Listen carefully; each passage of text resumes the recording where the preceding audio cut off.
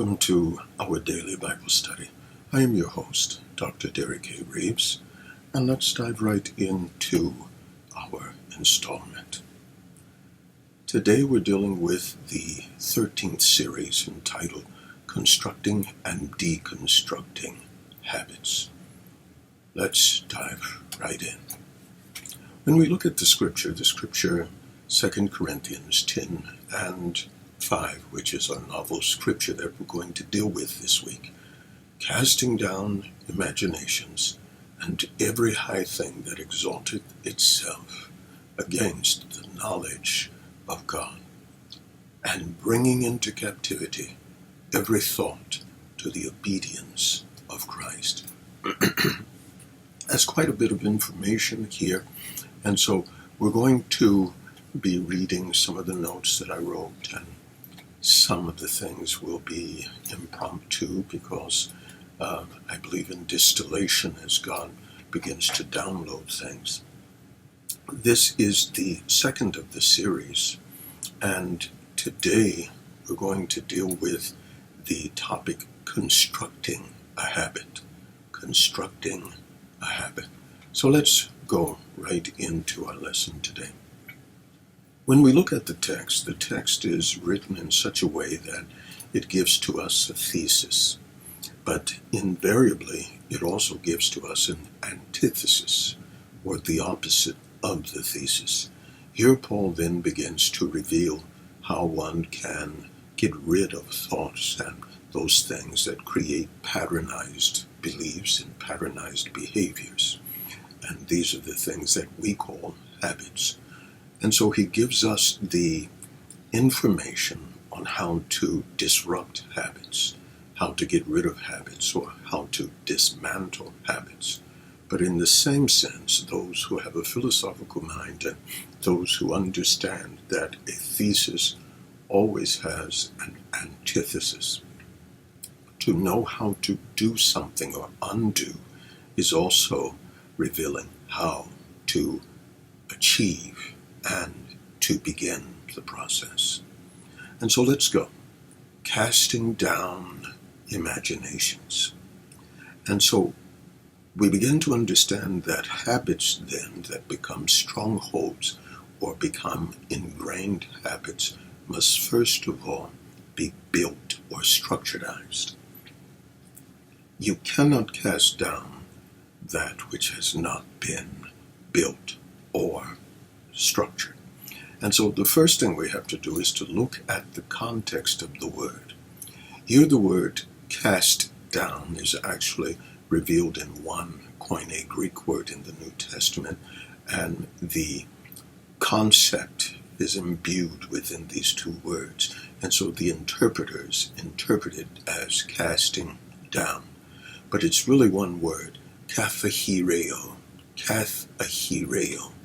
and it means to lower or with violence to demolish, literally or figuratively. And so it deals with pulling down or taking down or to destroy. If we were to look at it and continue to give some information, it means to take or bring down, tear down, or, again, to destroy.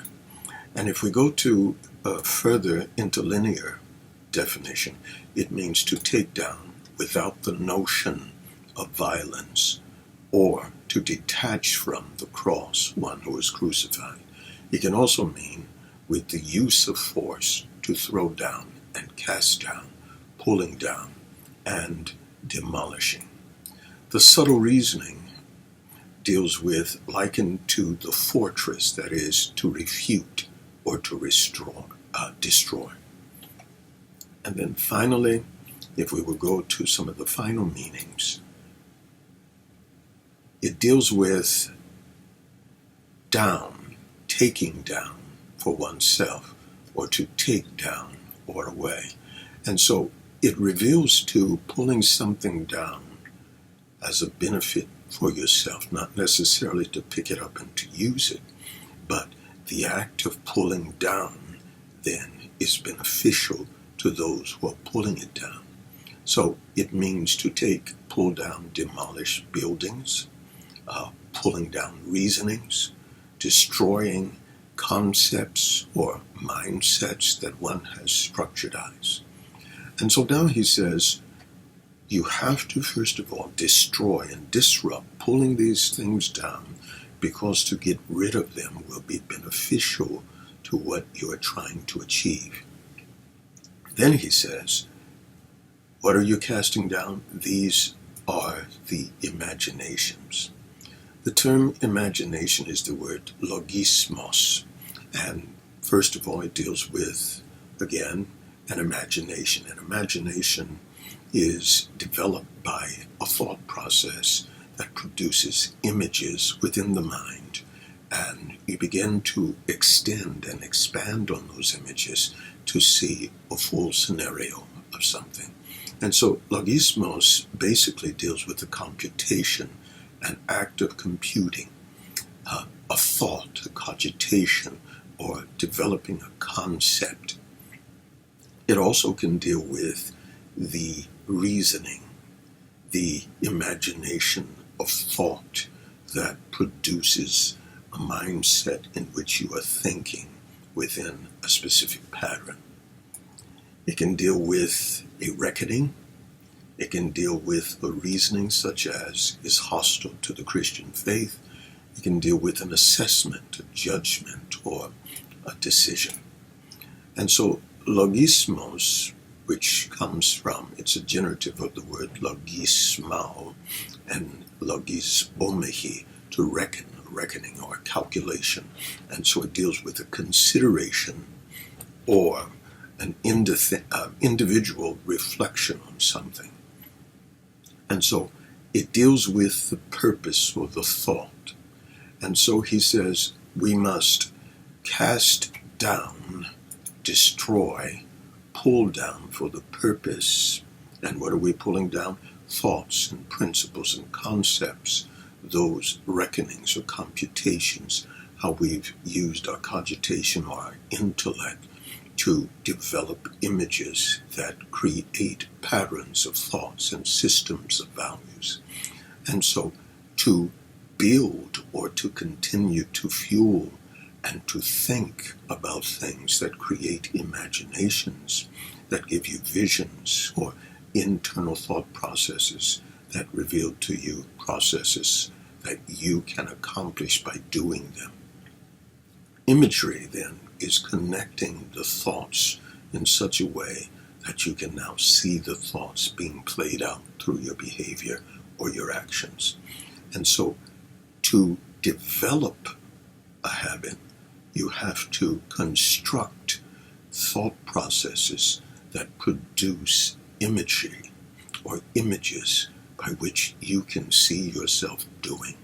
And the imaginational process happens as we continue to think consistently. We continue to build the imagery, and we continue to see clearly the capability of us performing what we have imagined. And then he says, you have to cast down every high thing that exalts itself. Now, it's very interesting because when we speak of the high thing, again, there are two words. It is the word huposoma. And huposoma means a towering of self-conceit or self-presumptions. It is an elevated place or thing that is abstractly dealing with an altitude or by implication a barrier, a height of a thing.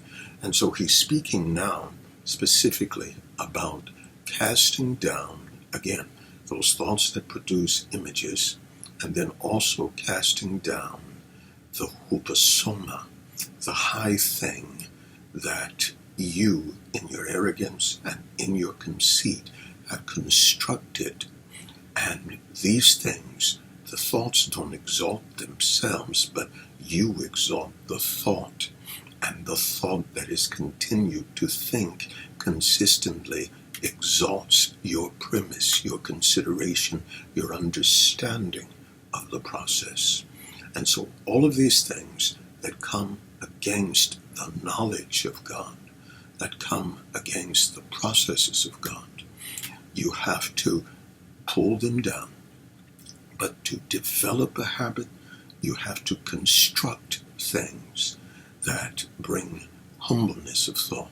You have to construct imaginations that enable you to see processes where you are now operating within the mind of God. And so you pull down those high-minded things that are self-centered and self-fixed on you as a human rather than the mind of God. We are out of time. I'm sorry. I could go on with this for a long time, but we're out of time. I thank you for joining us. Please like us and subscribe on YouTube. Again, I am your host, Dr. Derek A. Reeves, and this is our daily Bible study. God bless and keep you.